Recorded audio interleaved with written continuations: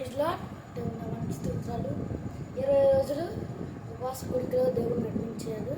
21వ రోజు ఉపవాస ప్రార్థనలో లైవ్ కోరికలో వచ్చినందరికీ ప్రభు పేరు ఉన్నాడు. ఈరోజు పాటలోను వాక్యంలోను దేవుడు తోడే ఉండేలాగా ప్రార్థన చేసుకొని కొడుకుని ప్రారంభించుకున్నాం. పరిశుద్ధుడా, ప్రేమ తండ్రి, నీకే స్తుతి స్తోత్రాలు యేసయ్యా. అయ్యా, ఇప్పటి వరకు మీరే తోడైనారు యేసయ్యా. 20 రోజున మీరే మంచి జరిపించారు యేసయ్యా. 21వ రోజు యేసయ్యా పాటల్లోనూ వాక్యంలోనూ మీరే తోడైనారు యేసయ్యా. అయ్యా, మంచి మాటలు విని వాటిని మేము వాటిలోనే నడుచులాగా మీరే కృప దయచేయండి యేసయ్యా. మంచి మాటలు వినాలన్నా మీరే కృప దయచేయమని కోరుకుంటున్నాం యేసయ్యా. ఈ కొడుకును జయకరంగా జరిపించమని కోరుకుంటున్నాం. ఈ చిన్న ప్రార్థన పాసంలో పెట్టుకోమని అది వేడుకుంటున్నాం మా ప్రభుత్వం. మనం పాట పాడతాం. ఎవరైనా ఉన్నారా ఎచటైనా ఉన్నారా ఇలాంటి స్నేహితులు? ఎవరైనా ఉన్నారా ఎచటైనా ఉన్నారా ఇలాంటి స్నేహితులు? నా యేసయ్య లాంటి మంచి స్నేహితులు, ప్రేమించి ప్రాణం పెట్టిన గొప్ప స్నేహితులు.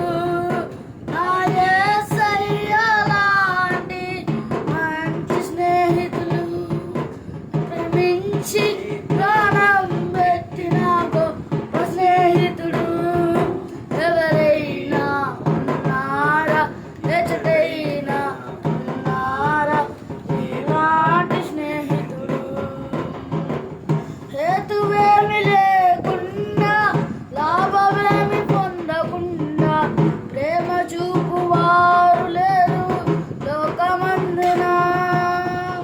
హేతువేమి లేకుండా, లాభమేమి పొందకుండా ప్రేమ చూపువారు లేరు లోకమందున. నేను కోరుకోకుండా నా కోసము తనకు తాను చేసినాడు సిలువ యాగము. నేను కోరుకోకుండా నా కోసము తనకు తాను చేసినాడు సిలువ యాగము. ఎవరైనా ఉన్నారా ఎచటైనా ఉన్నారా ఇలాంటి స్నేహితులు? ఎవరైనా ఉన్నారా ఎచటైనా ఉన్నారా ఇలాంటి స్నేహితులు? అంతస్తులు లేకుండా, అర్హతలు చూడకుండా జతను కోరువారు దొరకరు ఎంత వెతికినా. ఆస్తులు లేకుండా, అర్హతలు చూడకుండా జతను కోరువారు దొరకరు ఎంత వెతికినా. నీ చూడనని చూడకుండా నా కోసము మహిమనంత వీడినాడు, ఏమి చిత్రము. నీ చూడనని చూడకుండా నా కోసము మహిమనంత వీడినాడు, ఏమి చిత్రము. ఎవరైనా ఉన్నారా ఎచటైనా ఉన్నారా ఇలాంటి స్నేహితుడు? ఎవరైనా ఉన్నారా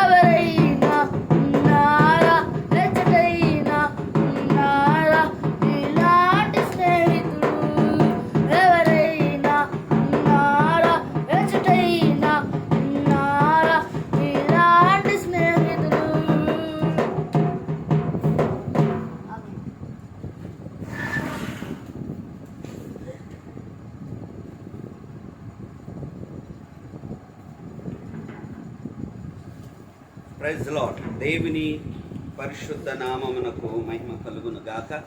చెరుకుడు వచ్చి మీకు అందరికీ వందనాలు చెల్లిస్తూ ఉన్నా. ఈ ఫేస్బుక్ లైవ్లో వీక్షిస్తున్న మీకు కూడా వందనాలు. ప్రియ దేవుని బిడ్డలారా, ఆయన కృపను బట్టి, ప్రేమను బట్టి, ఆయన సన్నిధిలో మనము నెహెమ్యా గ్రంథమును ధ్యానం చేస్తూ ఉన్నాము.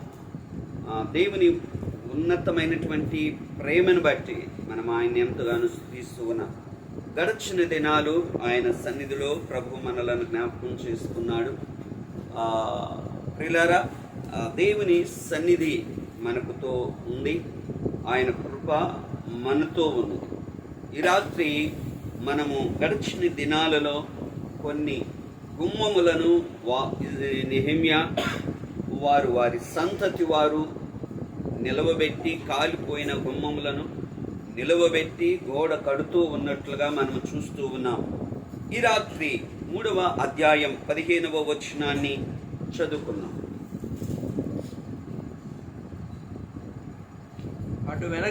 అటు వెనక మిస్పా ప్రదేశమునకు అధిపతి అయిన కొల్హేజే కుమారుడైన షల్లూము ధార యొక్క గుమ్మమును బాగు చేసి కట్టిన తరువాత దానికి తలుపులు నిలిపి తాళములను గడియలను అమర్చెను. చాలు ప్రియులారా, ఈ మనము గమనిస్తే కొల్హేజే కుమారుడైన షల్లూము ఈ ధార గుమ్మమును బాగు చేసి తలుపులను నిలిపి తాళములను గడియలను అమర్చాడు. మనం గమనిస్తే ఈ గుమ్మములను బాగు చేస్తూ ఉన్నారు. దానికి కావలసిన ప్రతిదీ కూడా అమరుస్తూ ఉన్న అనుభవం అది. ఆ గోడ కూడా వారు ప్రత్యేకంగా కలిసి పనిచేస్తున్న అనుభవాన్ని మనము చూడగలుగుతాము. షల్లూము అనగా ప్రతీకారము చేయువాడు అని అర్థం. ప్రియులారా, ఈ పేరు కలిగిన వారు బైబిల్ గ్రంథంలో 13 మంది ఉన్నారు. తన తండ్రి పేరు కొల్హేజే అనగా అన్నిటినీ చూచువాడు లేక రహస్యుడు అని అర్థం. ఈ దార గుమ్మమునకు మరి ఒక పేరే ఊట గుమ్మము అని కూడా పిలుస్తూ ఉన్నారు. నెహెమ్యా 12వ అధ్యాయం 37వ వచనంలో ఈ మాట ఉంటుంది.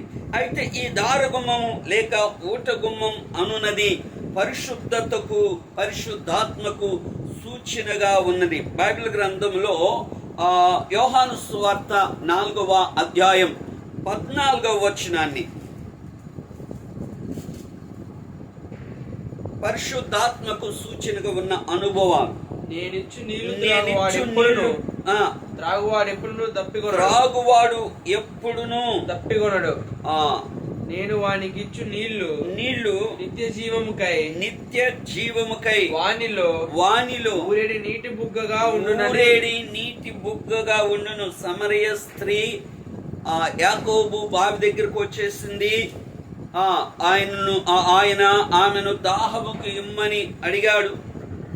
ఆమె కొన్ని మాటలు జ్ఞాపకం చేసింది. అయితే ఆమెతో అంటూ ఉన్నాడు, అమ్మా, నేనిచ్చే నీళ్లు, ఈ నీళ్లు త్రాగితే మరలా దప్పికొంటారు, మరలా దాహం అవుతుంది.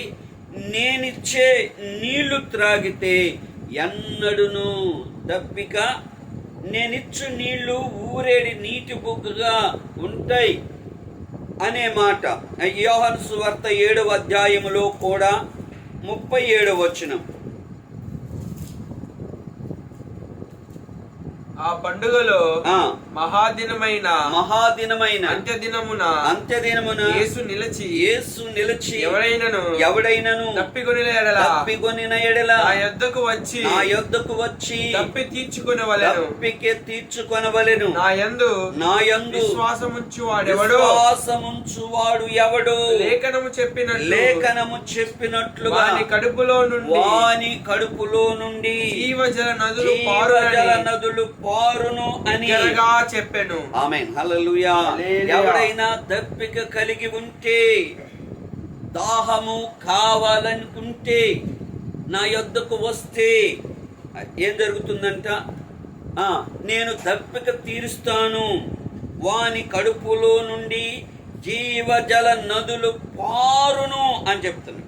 ఈ లేఖనము ఒక విశ్వాసి లేక ఒక క్రైస్తవుడు పరిశుద్ధాత్మను పొందుటను, పరిశుద్ధాత్మతో నింపబడుటను సూచిస్తూ ఉంది. బైబిల్ గ్రంథంలో మనము గమనిస్తే ఎఫెసీయులకు రాసిన పత్రిక 1వ అధ్యాయం 13వ వచనములో మీరు సత్యవాక్యమును అనగా ఈ రక్షణ సువార్తను విని క్రీస్తునందు విశ్వాసముంచి వాగ్దానము చేయబడిన ఆత్మ చేత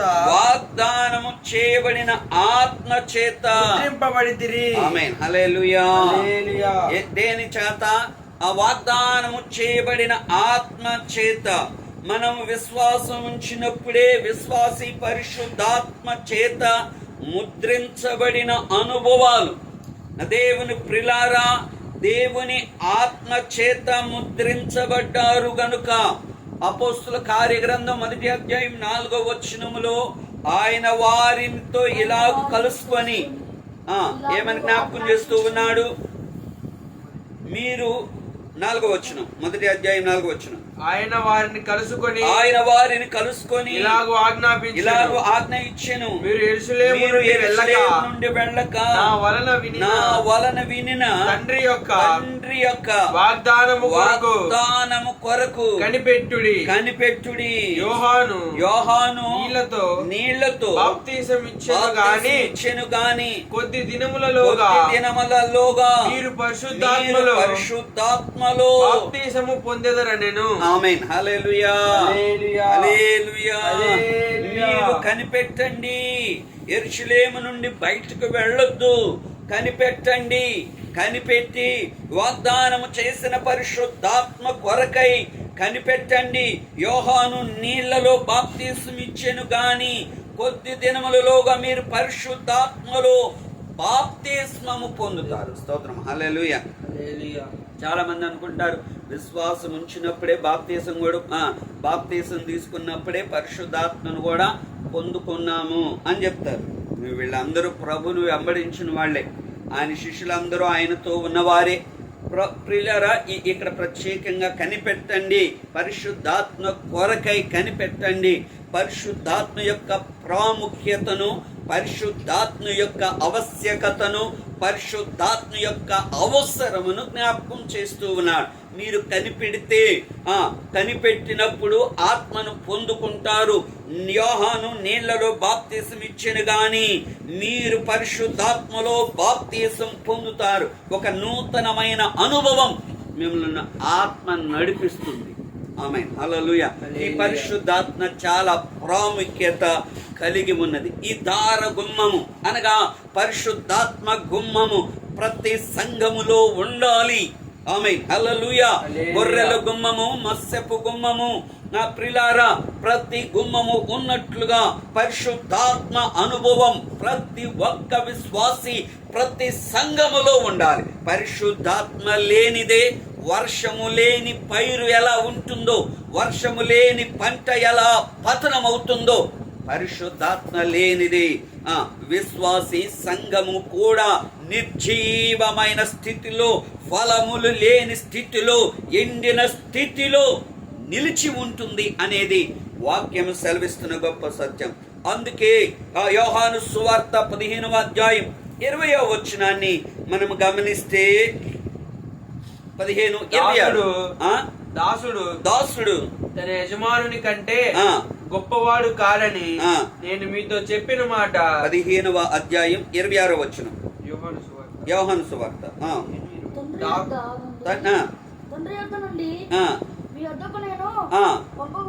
పంపబోవు ఆదరణకర్త అనగా తండ్రి యొద్ద నుండి బయలుదేరు సత్య స్వరూపియగు ఆత్మ వచ్చినప్పుడు ఆయన నన్ను గూర్చి. ఆమేన్. హల్లెలూయా. పరిశుద్ధాత్ముడు మనలో ఉన్నప్పుడు పరిశుద్ధాత్ముడు క్రీస్తును గురించిన సాక్ష్యమిస్తాడు. అదే యోహాను సువార్త 14వ అధ్యాయం 16వ వచనం మరొకసారి జ్ఞాపకం చేసుకుందాం. నేను తండ్రిని వేడుకొందును మీ యొద్ద ఎల్లప్పుడూను ఉండుటకై ఆయన వేరొక ఆదరణకర్తను అనగా సత్యస్వరూపియగు ఆత్మను మీకు అనుగ్రహించును. 17వ వచనం లోకము ఆయనను చూడదు, ఆయనను ఎరుగదు కనుక ఆయనను పొందనేరదు. మీరు ఆయనను ఎరుగుదురు, ఆయన మీతో కూడా నివసించును. ఆమేన్, హల్లెలూయా. ఏమండి, మీ కొరకై ఆదరణకర్తను మీకు పంపిస్తాను. లోకము ఆయనను ఎరుగదు, మీరు ఆయన్ని ఎరిగిన వారిగా ఉన్నారు. ఆయన మీలో నివసించును, మీతో ఉండును. నా దేవుని ప్రియులారా, ఆత్మ చేత మేడగదిలో 120 మంది పెంతుకొస్తు పండుగ దినమున కూడుకొని ప్రార్థన చేస్తూ ఉన్నారు. వారు పరిశుద్ధాత్మ కొరకు కనిపెడుతూ ఉన్నారు. యేసయ్య చెప్పాడు కదా, మీరు యెరూషలేము నుండి వెళ్ళొద్దు, కనిపెట్టండి, ఆదరణకర్త కొరకు, పరిశుద్ధాత్మ కొరకు కనిపెట్టండి. ఎందుకని? యేసయ్యను పొట్టుకోగానే, యేసయ్యను ఒలీవల కొండలో ఆయన్ను అరెస్ట్ చేయగానే వారందరూ చెదిరిపోయారు, వారందరూ భయపడిపోయారు, చెదరిపోయినటువంటి వారిగా ఉన్నారు. పేతురైతే అసలు నా ప్రాణం ఉన్నంత వరకు నీతోనే ఉంటాను, నీ కొరకు నా ప్రాణాన్నైనా ఇస్తాను అని పలికినటువంటి పేతురు ఆయనను ఎరుగను అని అబద్ధం ఆడాడు. స్తోత్రం, హల్లెలూయా. ఎంత ఆ విధానం, అధైర్యం, పిరికితనం, భయం. అసలు ఒక చిన్న పాప అడిగితేనే చెప్పాడు, పెద్దలు దాకెందుకు, ఒక చిన్న పాప, నువ్వు ఆయనతో ఉన్నావు, నేను నిన్ను చూశానంటే, అమ్మాయి నువ్వెవరు అసలు, ఆయన నేను చూడటం ఏంటి, ఆయన ఎవరో నాకు తెలియదు. నిజంగా అయితే మేడగదిలో ఆత్మను పొందుకున్న తర్వాత, పరిశుద్ధాత్మ శక్తి చేత నింపబడిన తరువాత, పరిశుద్ధాత్మ వారిని తాకిన తరువాత, వారు ఆత్మ చేత నింపబడిన తరువాత, ఆ 11 మందితో కలిసి నిలిచిన పేతురు ప్రసంగం చేస్తూ ఉన్నాడు. ఒక గొప్ప అద్భుతం జరిగింది, అనేకులు రక్షణ పొందారు. ఇదిగో భయపడకుండా ధైర్యముగా దేవుని సువార్తను ప్రకటిస్తూ ఉన్నారు. మనం అపొస్తలుల కార్యములు మనం గమనిస్తే ఆ కార్యగ్రంథములో వారు ఎంతో ధైర్యముగా దేవుని వాక్యమును ప్రకటిస్తూ ఉన్నప్పుడు వారి ధైర్యానికి అక్కడున్న అధికారులందరూ ఆశ్చర్యపోయారు. ఏమిటి వీళ్ళ ధైర్యం అంటే, వారు యేసుతో కూడా ఉన్నారు. స్తోత్రం, హల్లెలూయా. మనం అందరం పరిశుద్ధాత్మను పంపుదేవా, నన్ను నీ ఆత్మతో నింపుదేవా. అంత్య దినాలలో ఉన్నాము. పరిశుద్ధాత్మ దేవుడు వాగ్దానము చేసినట్లుగా ప్రతి ఒక్కరి మీద ఆయన తన ఆత్మను కుమ్మరిస్తాడు. ఈ పరిశుద్ధాత్ముడు మనలోనికి వస్తాడు, మనతో ఉంటాడు, మనలో ఉంటాడు. ఇది లోకము ఎరగదు. ఈ ఆత్మ అనుభవం లోకముకు తెలీదు. లోకములో ఉన్న నామకార్థ క్రైస్తవ్యానికి అర్థము కాదు. లోకంలో ఉన్న నామకార్థమైన భక్తి కలిగిన వారికి అర్థము కాదు. యేసుతో ఉన్న వారికే, ఈ ఆత్మను పొందిన వారికి ఆ అభిషేకపు శక్తి ఏమిటో, ప్రభావం ఏమిటో అర్థమవుతుంది. మేడగదిలో పేతురు తన శిష్యులు 120 మంది పొందుకున్నారు కనుకనే ఆ ఆత్మశక్తి వారిని నడిపించింది. ఆ ఆత్మశక్తి వారిని బలముగా వాడుకుంది.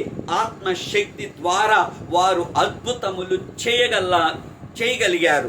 ఈ ఆత్మశక్తి ద్వారా వారి జీవితాలు మార్చబడ్డాయి. స్తోత్రం, హల్లెలూయా. దేవుని ప్రియులారా, అందుకని ఆ 14వ అధ్యాయం 26వ వచనంలో కూడా మనం జ్ఞాపకం చేస్తే యోహాను సువార్త ఆదరణకర్త అనగా తండ్రి నా నామమున పంపబో పరిశుద్ధాత్మ సమస్తమును నీకు బోధించి నేను మీతో చెప్పిన సంగతులన్నిటినీ ఆమేన్ హల్లెలూయా బోధించి నేను మీతో చెప్పిన సంగతులు అన్నీ మీకు జ్ఞాపకము చేయును. ఆమేన్. ఆయన బోధిస్తాడు. పరిశుద్ధాత్మ మనకు బోధిస్తాడు. పరిశుద్ధాత్ముడు వచ్చినప్పుడు మిమ్మలను సర్వ సత్యములోనికి నడిపిస్తాడు. ఆమేన్. దేనిలోకి? సర్వసత్యములోనికి, అబద్ధ బోధలోనికి, కపటమైన బోధలోనికి, అబద్ధపు మాటల్లోనికి కాదు. ఈ ఆత్మ నిన్ను సర్వసత్యములోనికి నడిపిస్తుంది. అందుకని ఈనాడు చాలా మంది నడుస్తున్నారు కానీ అబద్ధములో, మోసములో నడుస్తున్నారు కదా. ఎక్కడ చూసినా తప్పుడు బోధలు, తప్పుడు సిద్ధాంతాలు, అపోస్తుల బోధ కాకుండా కలిపి చెరిపెడి బోధలోనికి నడిపిస్తూ ఉన్నారు. కారణం ఏంటి అంటే వారికి పరిశుద్ధాత్మ యొక్క అనుభవాలు లేవు. పరిశుద్ధాత్మను ఎరగని వారిగా ఉన్నాడు. పౌలు ఆ ప్రదేశాలన్నీ చూసి ప్రిలారా ఎఫెసీలోనికి వచ్చిన తరువాత వారిని అడిగారు, మీరు బాప్తిసం పొందినప్పుడు, రక్షింపబడినప్పుడు పరిశుద్ధాత్మను పొందుతురా అని అడిగినప్పుడు పరిశుద్ధాత్ముడు ఉన్న సంగతే మాకు స్తోత్రం. ఏం తెలియలేదంట? పరిశుద్ధాత్మని సంగతి ఎరగలేదు. మరి ఎలా బాప్తిసం పొందారు అంటే ఇదిగో యోహాను బాప్తిసమే. అయితే బాప్తిసం పొందటం మాత్రమే కాదు, పరిశుద్ధాత్మ అను వరము కూడా పొందాలి. ఆయన ఆత్మ చేత నింపబడాలి. ఆయన ఆత్మ మనలను తాకినప్పుడు ఆయన ఆత్మ మనలను ధైర్యపరుస్తుంది. ఆయన ఆత్మ మనలను సర్వసత్యంలోనికి నడిపిస్తుంది. ఆయన ఆత్మ మనలను పాపం నుండి పరిశుద్ధపరుస్తుంది. స్తోత్రం హల్లెలూయా. ఆయన బోధించిన సంగతులన్నిటినీ జ్ఞాపకము చేస్తుంది. ఏది మర్చిపోకుండా, ఏది విడిచిపెట్టకుండా ఆయన వాక్యము ద్వారా ప్రియులార పరిశుద్ధాత్ముడు మనలను హెచ్చరిక చేస్తాడు. పాపములో పడిపోకుండా, పాపపు ఆలోచనలు రాకుండా పరిశుద్ధాత్ముడు మనలను గద్దిస్తాడు. స్తోత్రం హల్లెలూయా. యోహాను సువార్త 20వ అధ్యాయం 22వ వచనం. ఆయన ఈ మాట చెప్పి వారి మీద ఊది పరిశుద్ధాత్మను పొందుడి. మీరు ఎవరి పాపమును క్షమింతురో అవి వారికి క్షమింపబడును. ఎవరి పాపను మీరు నిలిచియుండనిత్తురో అవి నిలిచియుండునని వారితో చెప్పాను. 20వ వచనం కూడా. 20వ వచనం. ఆయన అలాగు చెప్పి వారికి తన చేతుల ప్రక్కన చూపగా శిష్యులు ప్రభువును చూచి సంతోషించిరి. అప్పుడు యేసు మరలా మీకు సమాధానము కలుగును గాక, తండ్రి నన్ను పంపిన ప్రకారము నేను మిమ్మల్ని పంపుచున్నానని వారితో చెప్పాను. ఆమేన్ హల్లెలూయా. ఇక్కడ మనం గమనిస్తే ఆయన మాట చెప్పి వారి మీద ఊది పరిశుద్ధాత్మను పొందుడి అని చెప్పాడు. అలాగనే పరిశుద్ధాత్మ చేత వారు ముద్రింపబడి ఉన్న విశ్వాసమైనప్పుడే పరిశుద్ధాత్మను పొందాము అని సరిపెట్టుకోకుండా యేసుక్రీస్తు శిష్యులు యేసును విశ్వసించి ఆయనను వెంబడించి నడిచారు. ఆయనను పరిశుద్ధాత్మ పొందుడి అని యేసు వారి మీద ఊదెను గనుక పరిశుద్ధాత్మ కొరకు కనిపెట్టాలి. స్తోత్రం హల్లెలూయా. తండ్రి చేత వాగ్దానం చేయబడిన పరిశుద్ధాత్మ కొరకు కనిపెట్టారు. అపోస్తుల కార్యగ్రంథంలో మనం చూస్తే వారు మేడగదిలో 120 మంది కూడుకొని కనిపెట్టారు. తండ్రి చేత వాగ్దానము చేయబడిన దాని కొరకు వారు ఎదురు చూశారు, కనిపెట్టారు, ఆ ఆత్మను పొందుకున్నారు, ఆ ఆత్మ చేత నడిపించబడ్డారు. ఆత్మ చేత వారు దేవుని సువార్తను, స్తోత్రం హల్లెలూయా. కొరింథీయులకు రాసిన పత్రిక 12వ అధ్యాయం 13వ వచనం. 1 కొరింథీ రాసిన పత్రిక 12వ అధ్యాయం 13వ వచనం. ఏలయనగా యూదులమైనను గ్రీసు దేశస్థులమైనను దాసులమైనను స్వతంత్రులమైనను మనమందరము ఒక్క శరీరములోనికి. 1 కొరింథీయులకు రాసిన పత్రిక 12వ అధ్యాయం 13వ వచనం. ఎలాగనగా ఆ. యూదులమైనను ఆ. గ్రీసు దేశస్థులమైనను ఆ. దాసులమైనను దాసులమైనను, స్వతంత్రులమైనను ఆ. మనమందరము ఒక్క శరీరంలోనికి ఆ. ఒక్క ఆత్మయందే బాప్తిసము పొందితిమి. ఆమేన్, హల్లెలూయా. హల్లెలూయా. ఒక్క ఆత్మయందే బాప్తిసమము పొందితిమి.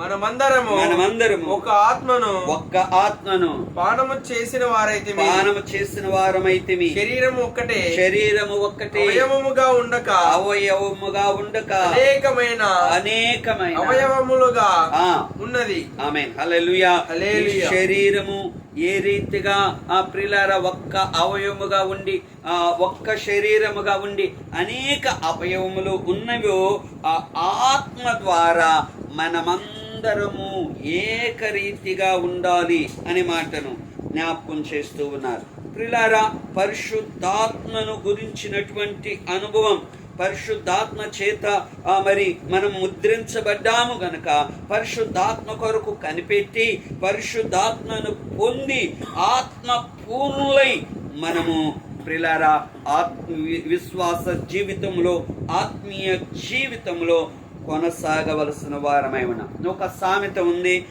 ఏమంటే అంటే చెరువులు నిండెను చేలు పండెను అని ఉంది సామెత లోకంలో. ఏమిటంటే చెరువులు నిండెను చేలు పండెను అని.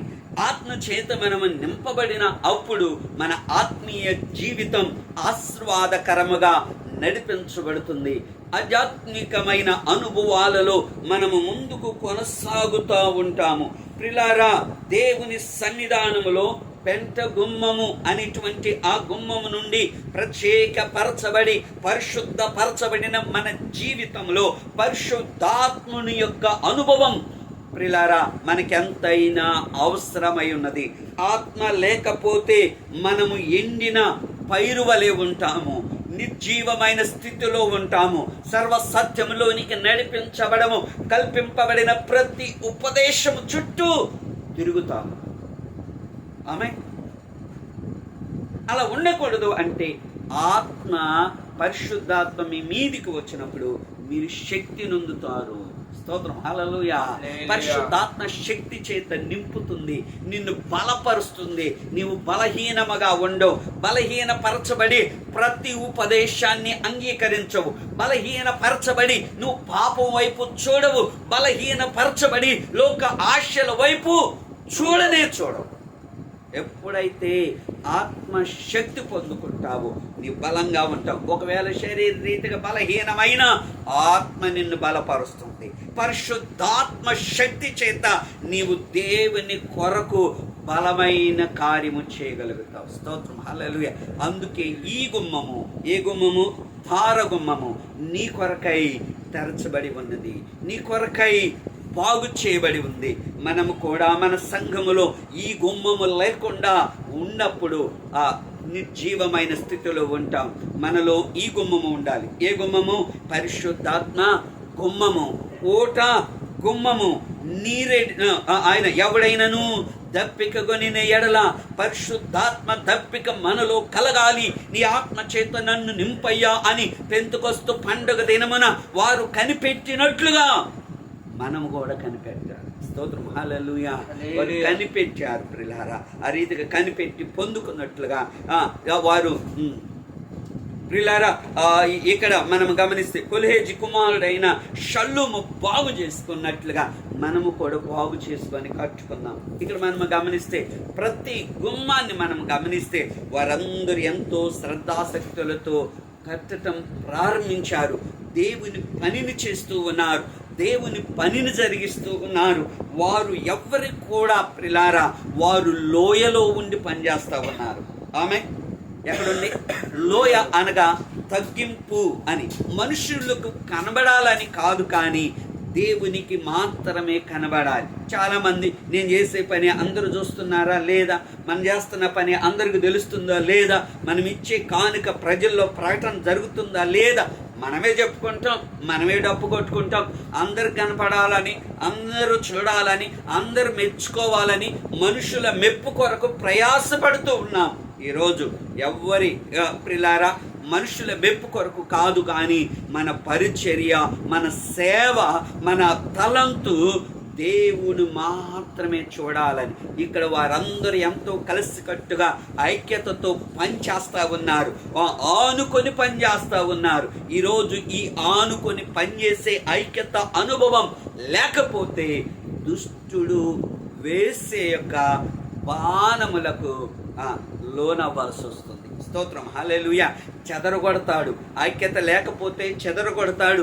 ఐక్యత లేకపోతే ప్రిలారే ఎవరికి వారిగా ఉన్నప్పుడు ఏంటంటే ఐకమత్యమే మహాబలము. స్తోత్రం, హల్లెలూయా. ఈ ఐక్యత మనకు కావాలి. కలిసి పని చేయాలి. ప్రభు చూస్తూ ఉన్నాడు. నీ పరిచర్యను ప్రభు చూస్తూ ఉన్నాడు. నీ ప్రార్థనను ప్రభు చూస్తూ ఉన్నాడు. నీ పాటలను దేవుడు చూస్తూ ఉన్నాడు. నీ వాక్య బోధన ప్రభు చూస్తూ ఉన్నాడు. నీ సేవ జీవితాన్ని ప్రభు చూస్తూ ఉన్నాడు. మనుషులకు కనబడాలని కాదు. అందుకే శాస్త్రులు పరిచయులు మనుషులు కనబడాలని, మనుషులు ఎదుట ఉపవాసం ఉంటారు, మనుషులు ఎదుట ముఖాన్ని వికారం చేసుకుంటారు, మనుషులు కనబడాలని ప్రార్థన చేస్తారు, మనుషులు కనబడాలని ఉపవాసాలు ఉంటారు.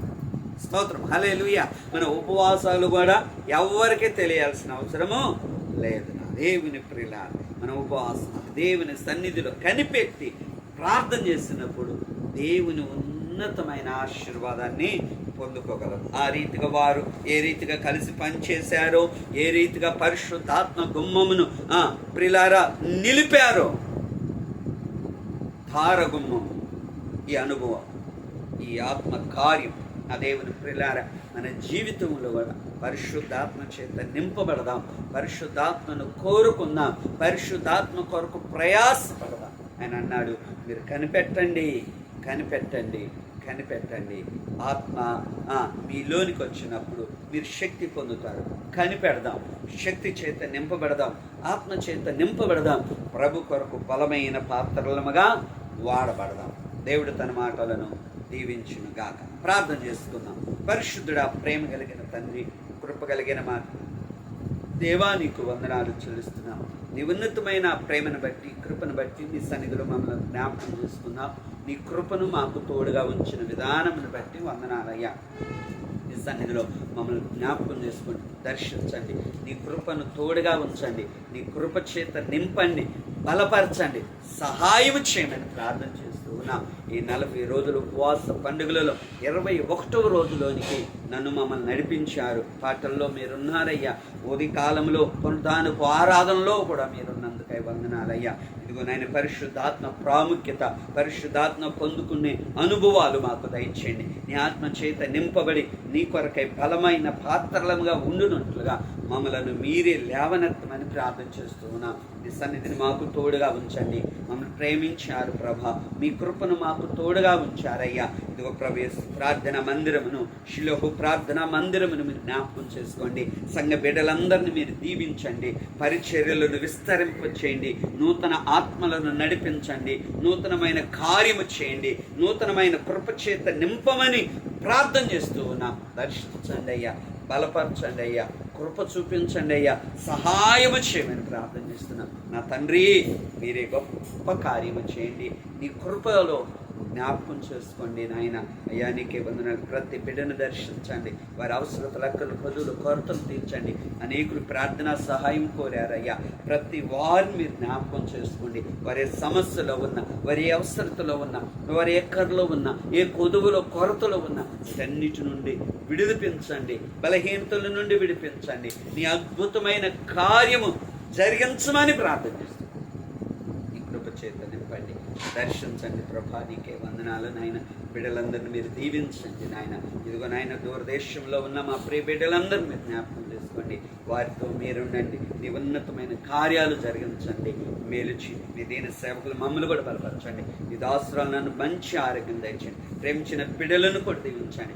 చదువుల్లో కూడా మీరు తోడండి. షిలోహు మందిరానికి స్థలం ఇచ్చావయ్యా. మందిరము కట్టబడినట్లుగా మీరే ద్వారాలు తెరవండి అయ్యా. అయ్యా, మందిరము స్థాపించబడినట్లుగా నీ అద్భుతమైన కార్యము చేయండి అయ్యా. ఇదిగో దానికి ఉన్న రుణాలు కూడా ఎత్తివేయబండి అయ్యా. రుణబంధకాల నుండి విడిపించండి అయ్యా. నీకే వందనాలు. నీ ఉన్నతమైన కార్యాలు మా ఎడల జరిగించి నీ కృప చేత నింపండి. నీ కృపలో జ్ఞాపకం చేసుకోండి. నీ కృప క్షేమాలు వెంట ఉంచండి. మహిమతో నింపండి, మేలుతో నింపండి. నీ అద్భుతమైన కార్యాలు అయ్యా మీరు మా ఎడల జరిగించి నీ కృపాక్షేమాలు వెంట ఉంచి మహిమ పొందుకొనమని, ఈ రాత్రి కాలపు దీవెనల చేత నింపమని యేసు నామమున అడుగుచున్నాము తండ్రి. ఆమేన్. నా ప్రాణమా యెహోవాను సన్నతించుము, నా అంతరంగమున సమస్తమైన పరిశుద్ధ నామమును సన్నతించు. నా ప్రాణమా యెహోవాను సన్నతించుము, ఆయన చేసిన ఉపకారములను దేనిని మరువదు. ఆమేన్. ఆమేన్. Praise lord. ప్రభు మిమ్మల్ని అందరినీ దీవించును గాక. ఆమేన్.